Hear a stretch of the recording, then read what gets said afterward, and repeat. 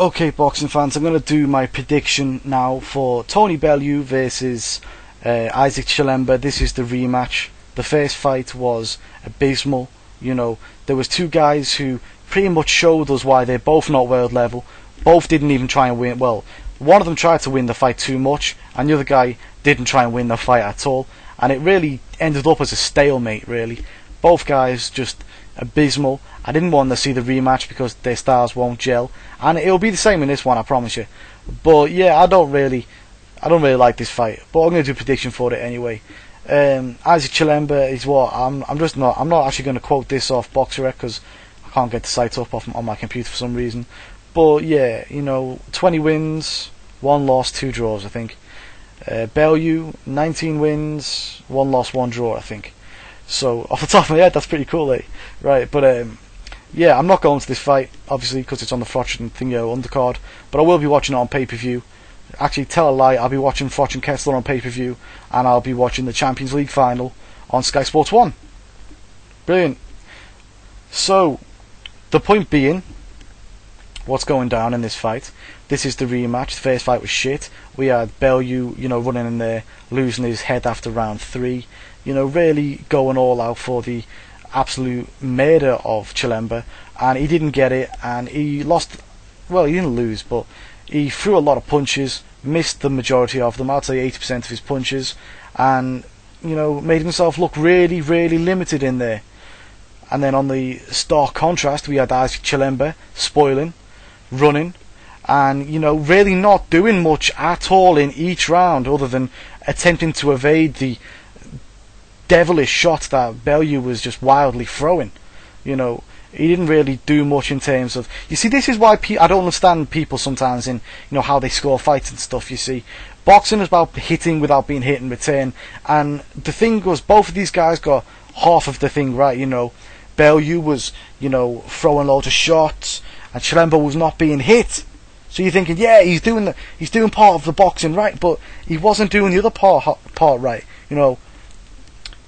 Hitting him back. He didn't really throw no shots in the fight, so I don't understand how people had him, winning that fight, because he didn't do enough. He didn't throw enough punches. He didn't land enough punches. He was landing singles every now and again, and Bellew was throwing like 4s and 5s and 6, combinations, and it wasn't like every single shot was missing. He would land like a 1 or a 1 shot, 2 shots in the whole combination, and miss the exclamation mark punches towards the end. So people were like, "Oh, he missed that one as well." Oh, he missed, and that was the one that they, really kept in their mind, if you understand. So people sort of need to really wake up and sort out their scoring, really, because sometimes you sound real hypocritical. The way some large volume guys win, then the next week another high volume guy goes and loses, and then the next week another high volume guy, just because you like the guy because he's Mexican or some shit, wins, and then another guy who's an American high volume guy goes and loses. It's up in the air. It's really up in the air, depending on how people score these fights. It's stupid. But going back to this fight, the only thing I saw was no winners in this fight. I saw 2 losers masquerading as winners, and that always comes down to it. I think there was no winner in this fight. I think the draw was perfectly fine, because the majority of those rounds could have basically been scored 10-10 rounds, on second look.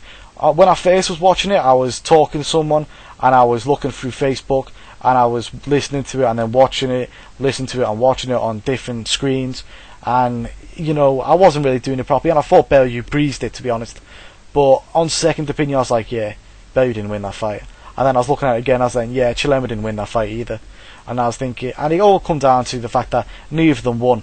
But I'll go through the attributes now. Bellew's got the power, we do understand this. Speed, they're pretty much even.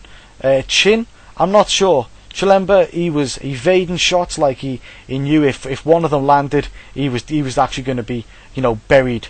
He not just buried, not just put down, but I mean they'd have actually had a body bag, at ringside or something. I'm skeptical about his chin, because if you're protecting your chin that much in that fight that you're not even going to bring any offense to the table yourself, I've got to wonder what's going on there, or how are you expecting to win the fight? And rightfully, he didn't win the fight.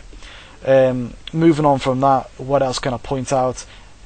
Power, actually Chilemba came in as a big power puncher, I understand, but I didn't see nothing in terms of power from him. In fact, the only guy who was actually physically afraid in that fight was obviously Isaac Chilemba. Moving on from that, speed is pretty much even. I might even give Chilemba a slight advantage in speed. Movement is where Chilemba comes into his own. It's foot speed where he comes into his own. I'll give him hand speed, why not? We'll give him hand speed and foot speed. That's where he comes into his own. He was quite elusive.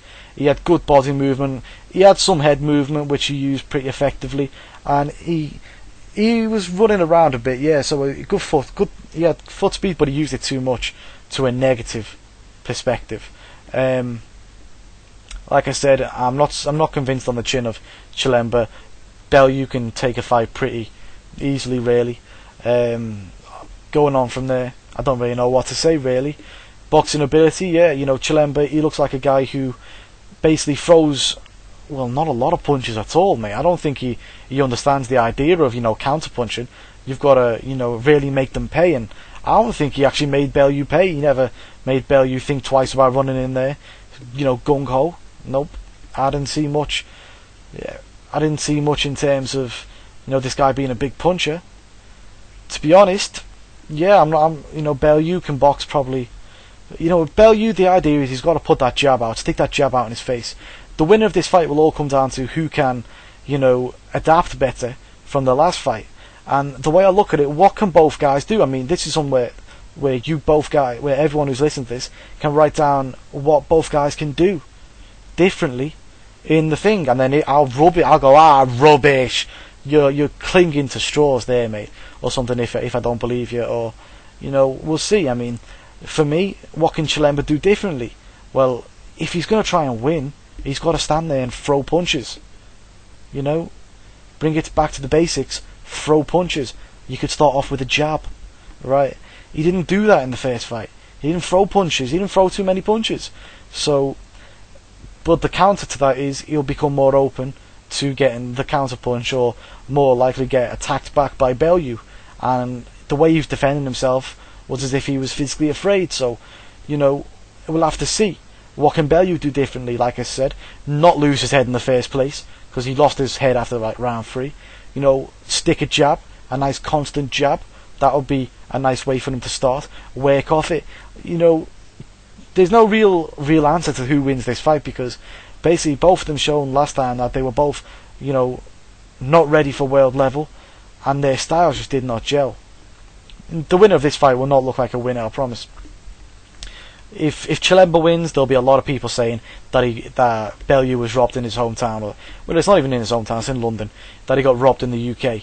If Chilemba loses, there'll be a lot of people saying, Chilemba won that fight, I guarantee it. So this is a lose-lose situation for both guys. The only win in this, sort of win in this situation, is that the winner does get to fight against Bad Chad Dawson if he comes through Adonis Stevenson, which is a big ask considering all of a sudden he's decided that his chin's made out of, China plating. So we'll have to see if who the winner of this is fighting. But if it's Adonis Stevenson, Bellew's got to be careful with those big punches, not to run in there gung ho like. And if it's Bad Chad Dawson, he's got to punch his chance. I would say he's got 25% chance of winning that fight. It's not major, but it's something. I don't care what anyone says. If this guy's drained down, and sometimes when you drain down the damage, it is fucking already done, mate. You know what I mean? And when he comes back up, we might find out that his chin is just it's not there anymore. It's over. Game is over. Sometimes after it's cracked. And Andre Ward's not a big puncher. He's probably, if you go through all the world champions and suggest who are the bigger punchers, I've got to point out this guy's got to be in the lower tier, the final 20% maybe. I'll give him top towards the, you know what I mean. Yeah, I don't think he's a big puncher at all, and he was really wrecking But no, I mean, he made himself look like Lucas Matisse in there with Bad Chad Dawson. Dawson quit, you know. I was actually really shocked about that. But you know, we'll see how that goes. You know, Bad Chad Dawson, I want to give him all the credit in the world that he's facing such a dangerous opponent, you know, in his comeback fight, and it could be a disaster. It really could be a disaster. But for this one, I'm going to say Tony Bellew wins this fight, and I'm looking forward to see what happens in the future with Tony Bellew. Funnily enough, I'm actually not that big a Tony Bellew fan, you know. I've never won any money on him. I support boxers that I put my money on, because obviously I like getting paid. I don't like, you know, giving money away. And yeah, I'm not going to put no money on this fight though.